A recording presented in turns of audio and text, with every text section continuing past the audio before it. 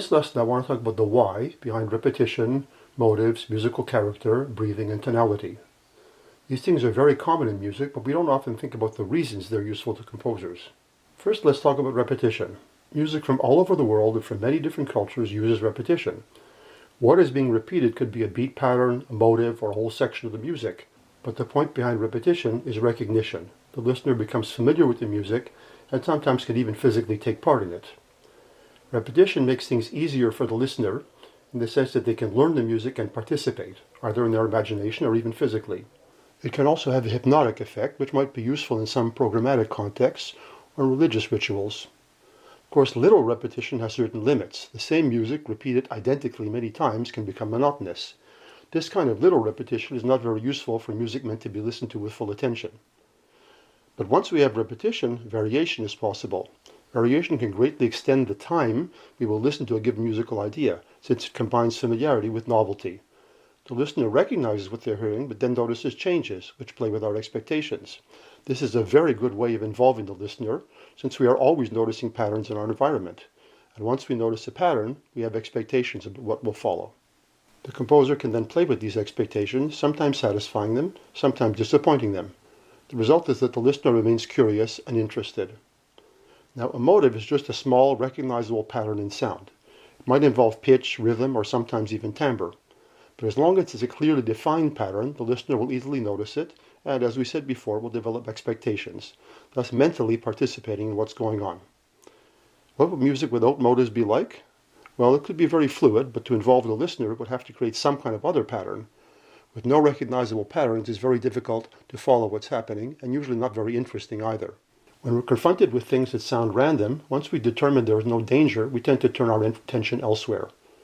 Most of us would not want to read a novel where there are always new characters never developed.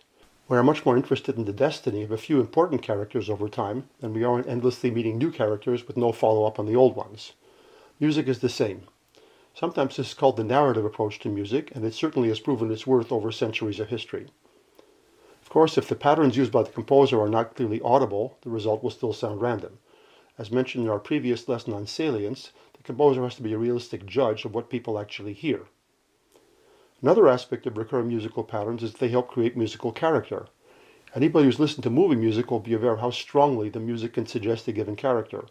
If you ever have the occasion to see a familiar movie with lit music, you will likely find it a rather disappointing experience.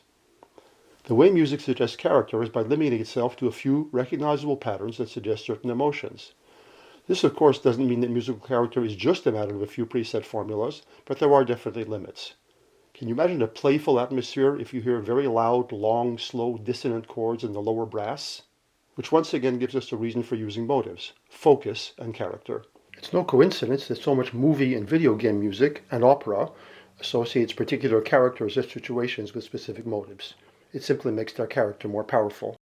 Another principle we notice in a lot of music is what I call breathing. By that I don't mean literal breaths, but rather a variety of intensity. For example, in a film, a very dramatic climactic moment will often follow a less intense one. In music, some very dissonant harmony could be relieved for a while by more consonant harmony. The point here is that if the music does not breathe in some way, say with quieter dynamics, simpler textures, or less dissonant harmony, it becomes monotonous or overbearing, to the point where the listener just wants it to stop. Tonality is another very powerful tool for composers.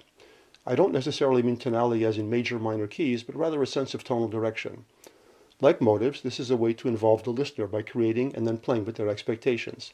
And because there are many degrees of tonal direction, just like there are many degrees of motivic similarity, these effects can be very subtle. I mention these things because some schools of contemporary music claim that we should avoid them. The idea is that these things make music sound too traditional, not original. But remember, nobody enjoys music for what isn't there. Bach is not a wonderful composer because he avoids parallel fifths. Sibelius is not a great composer because he doesn't write fugues. When we're attracted by music, it's worth thinking about what exactly we are responding to in the music and why it works. While the historical reasons for some of these interdictions are understandable, for example, wanting to avoid the Germanic tradition after the Second World War, it's important to understand why composers use these techniques in the first place. Otherwise, you're throwing the baby out with the bathwater. As I've explained above, there are often good psychoacoustic reasons for these things. If you can replace them with something better, by all means do so. But if all you're doing is making music that's defined by what it avoids, you can't expect to appeal to the average music lover.